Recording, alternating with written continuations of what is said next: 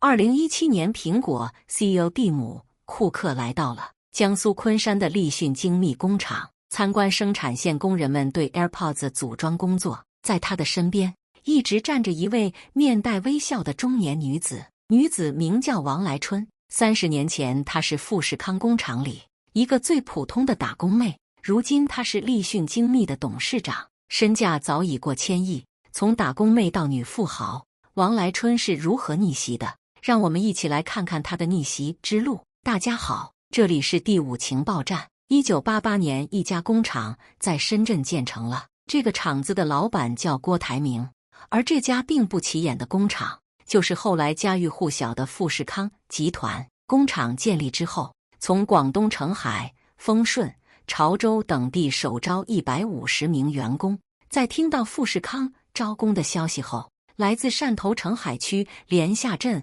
怀泽乡里的女孩王来春，二话不说就打好背包进了城，成了富士康工厂中一名普通的工人。这一年她21岁，当时位于深圳宝安西乡的富士康工厂条件很差，富士康的女工们只能在工地上一个废弃的小木屋里洗澡冲凉，还经常停水停电，厂区内的宿舍也很少，100多名女工全部睡在一个大通铺上。到了夏天，天气闷热潮湿，大家浑身都黏糊糊的，根本就难以入睡。但最让人无法忍受的是，为了赶订单，富士康的工人们经常被要求从太阳出来忙到深更半夜，累得腰酸背痛，却连个澡都洗不上。富士康恶劣的条件和严苛的管理，让一大批工人不堪忍受，纷纷背起行囊离开了富士康。但王来春却默默地咬牙挺了过来。在工友们的眼里，王来春就像个机器人一样，她从来不抱怨工作有多累。大家无法理解王来春为什么可以忍受如此苛刻的环境，那是因为没有比家乡更苦的地方了。走出家乡代表了希望，留在富士康代表了走出了家乡。王来春出生于60年代末的怀泽村，他家里很穷，小时候读书的学杂费都是他自己做手工活赚来的。在日复一日的辛勤劳动中，王来春养成了吃苦耐劳的性格。中学毕业之后，王来春就和同学去了深圳的工厂打工。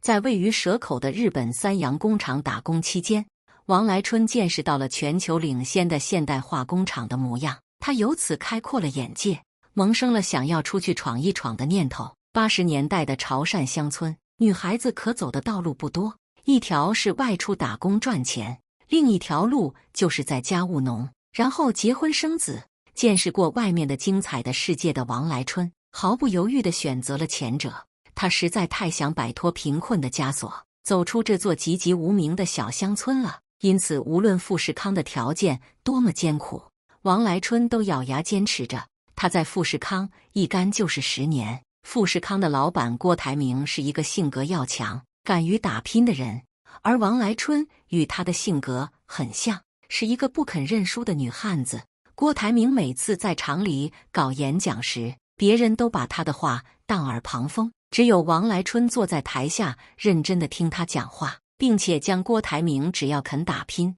就没有天生的穷命这句话践行到了工作中。王来春当时只是流水线上的一个操作工，工作不仅劳累，而且也十分枯燥。但是王来春不仅把这份工作做得又快又好，还经常加班研究生产工艺。王来春的这些努力很快让富士康的老板郭台铭注意到了他。在郭台铭看来，这个潮汕姑娘身上那种不服输的韧劲很对她的脾气，于是通过自身努力和老板的赏识，王来春一路从普工做到了县长、组长，最后成了管理数千人的科长。1999年，在时代大潮的推动下，中国的各类企业如雨后春笋般冒了出来。此时已经有了10年工作经验的王来春做出了精准预测，他认为在不久的将来，中国的代工厂业务肯定会大有前景，而他在这10年里积攒了大量经验，对工厂的各项业务更是了如指掌。他为何不能自立门户呢？一个平平常常的日子，王来春向郭台铭递交了辞职报告。郭台铭对于王来春的决定非常支持，他明确表示，你要创业，我给你资金，给你订单，一定让你有生意可做。”王来春成功之后，坊间一直有传言称，王来春大概是付出了某种代价，才让郭台铭愿意从口袋里掏钱支持他的。实际上，王来春创业的启动资金大部分都来自他和哥哥王来胜的积蓄。王来春和哥哥的关系向来十分要好，在听到妹妹想要创业之后，王来胜不顾家人们的反对，义无反顾地把自己这些年打工的积蓄毫无保留地给了王来春。拿着哥哥积攒下来的血汗钱，王来春感激不尽：“哥，以后我有多少钱都会有你一半。”1999年，他们买下了香港立讯电子公司的股权，之后建立起了立讯精密，专门做一些连接器、电子连接线之类的订单，成功赚到了第一桶金。正如王来春所料，2002年中国代工厂业务迎来大爆发，王来春的老东家富士康也是订单暴增，但是订单过多也导致富士康的工人们忙不过来。如果要消化全部订单，富士康就要增加人手，可是这样一来，富士康又要花费一大笔钱。就在老东家忙得焦头烂额的时候，王来春的立讯精密从天而降，接手了富士康暂时无法消化的订单。而且立讯精密生产出来的产品做工精良，从不拖富士康的后腿。就这样，背靠富士康这棵大树带来的订单，王来春的赚得盆满钵满。为了继续抱紧富士康这棵大树，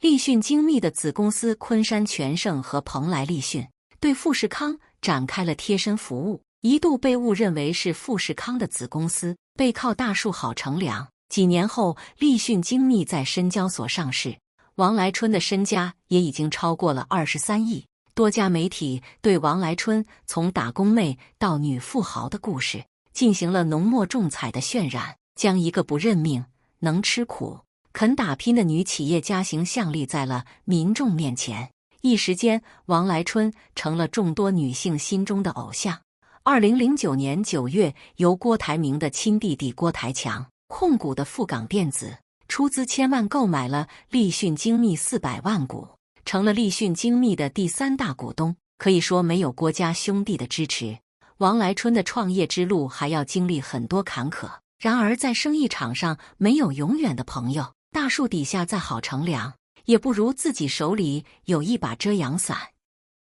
从2007年到2009年，立讯精密一直都与富士康紧密合作，但是这也造成了立讯精密对富士康的过度依赖，从而限制了自身的发展。2008年全球金融危机的爆发，使得富士康一度订单骤减，王来春和他的立讯精密也无法从富士康已经没有肉的碗里喝到一口汤。这次金融危机带来的影响，让王来春更加清醒地认识到，如果继续依赖富士康，立讯精密不仅难以继续发展，还有随时倒闭破产的风险。为了改变这种状况，立讯精密在王来春的带领下，走上了去富士康化道路。2011年，立讯收购了昆山联韬电子。联韬电子是为苹果平板电脑提供连接线的供应商。在收购联韬之后，立讯就成了苹果旗下平板电脑连接线供应商。接着，立讯又收购了科尔通，进入智能手机领域，成了爱默生、华为等公司的连接器供应商。除此之外，立讯精密还涉足了汽车电子领域，并与台湾宣德公司合作，开展高频通信业务。在众多的业务中，最让王来春充满成就感的是他与苹果达成了合作关系。2016年，立讯精密收购了苏州美特51%的股权。靠着苏州美特在声学领域的卓越表现，立讯精密在2017年一举拿下了为苹果 AirPods 无线耳机代工的资格。为了达到苹果的品控要求，立讯精密投入了大量资金，科研人员昼夜不停地进行技术革新。在解决了多次技术难题之后，终于生产出了良品率接近100%的耳机，让苹果对其青睐有加。2017年，苹果 CEO 库克来到了江苏昆山的立讯精密工厂，参观生产线工人们对 AirPods 组装工作。作为立讯精密董事长的王来春，一直微笑着陪在库克身边。王来春微笑的一幕被拍了下来。后来，库克把这张照片发在了社交媒体上，并发文赞赏王来春的立讯精密。他们超一流的工厂将了不起的精良工艺和思想融入了 AirPods 制造。董事长王来春女士打造了以人为本的卓越文化，我们很高兴可以与他们合作。至此，立讯精密成为苹果 AirPods 最大的代工厂。2019年，由立讯精密代工的 AirPods Pro 产品在市场上的销量超过了5000万部，给立讯精密带来了47亿元的净利润。与此同时，王来春的身价也一路水涨船高，达到了1800亿。王来春没有忘记当年的承诺，他把自己一半的身家都给了当初鼎力支持他创业的哥哥王来胜。在尝到与苹果合作的甜头后，王来春趁热打铁。2020年7月，立讯精密收购了伟创在昆山的2家苹果装配厂，做起了给苹果手机代工的业务。伟创公司可不是一般的工厂，它是和和硕、富士康一起并列为苹果手机3大代工厂之一的大厂。如今立讯收购了伟创的手机装配厂，可见是拥有了徐富士康并肩而立的实力，准备向曾经的老东家发起挑战了。果然，一个企业如果总是想依靠龙头老大生存，它虽然能获得一时的利益，但终究不会得到太多的话语权，甚至随时都有可能被抛弃。反之，如果他敢于主动离开背后的大树，去寻找自己的遮阳伞，创造了自己独有的核心技术，那么他就有了话语权，也能够把命运掌握在自己的手里。有些东西只能依靠一时，要想一世都有依靠，还是要有真本事才行。王来春正是看透了这一点，才能走得更远，把立讯带上了一条康庄大道。未来的生意场上，王来春和他的立讯精密将续写怎样的传奇故事？这对师徒之间会有怎样精彩的博弈？让我们拭目以待。